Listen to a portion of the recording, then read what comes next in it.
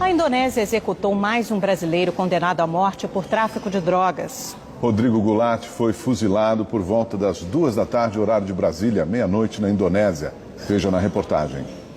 A execução foi em uma ilha conhecida como Ilha da Morte, a 400 quilômetros da capital Jacarta. Policiais reforçaram a segurança no local.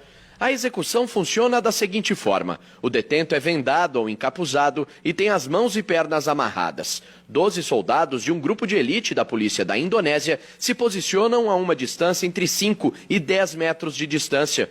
Apenas 3 das 12 armas são carregadas com balas de verdade. Depois do fuzilamento, o médico atesta se o preso está morto. O paranaense Rodrigo Goulart, de 42 anos, estava no corredor da morte desde 2005, quando foi condenado por tráfico de drogas. Um ano antes, ele havia sido preso no aeroporto de Jacarta com 6 quilos de cocaína escondidos em pranchas de surf. O Itamaraty enviou ao governo da Indonésia 7 cartas com apelo para a suspensão da pena de morte, a última assinada pela própria presidente Dilma Rousseff, mas os pedidos de clemência foram ignorados. Goulart foi o segundo brasileiro executado este ano. Em janeiro, Marco Archer já havia sido fuzilado e gerou uma crise diplomática entre os dois países. O governo brasileiro estuda agora qual atitude será tomada em relação à Indonésia.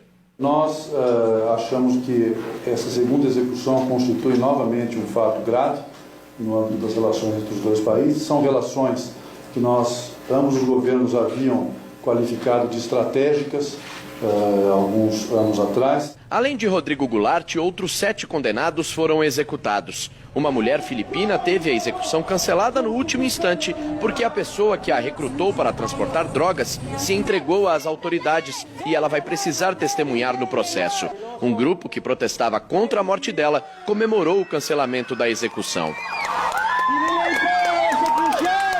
A lei da Indonésia prevê pena de morte para tráfico de drogas, mas chegou a interromper as execuções durante 5 anos. Desde 2013, voltou a realizar os fuzilamentos de condenados. E vamos a Brasília para saber qual foi a reação do governo ao fuzilamento do brasileiro Rodrigo Goulart. Quem conversa com a gente é o repórter Eric Klein, que está em frente ao Itamaraty, em Brasília. Boa noite, Eric.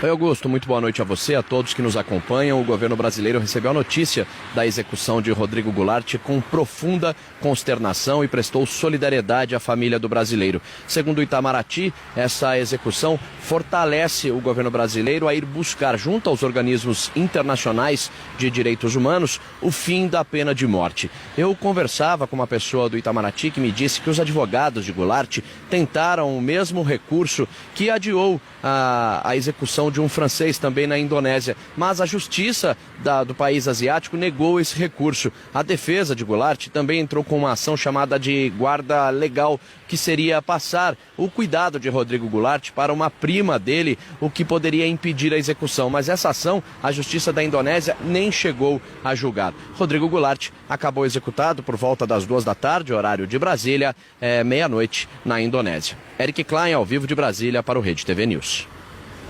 A Anistia Internacional também lamentou a execução do brasileiro Rodrigo Goulart e criticou a prática da pena de morte adotada pelo governo da Indonésia.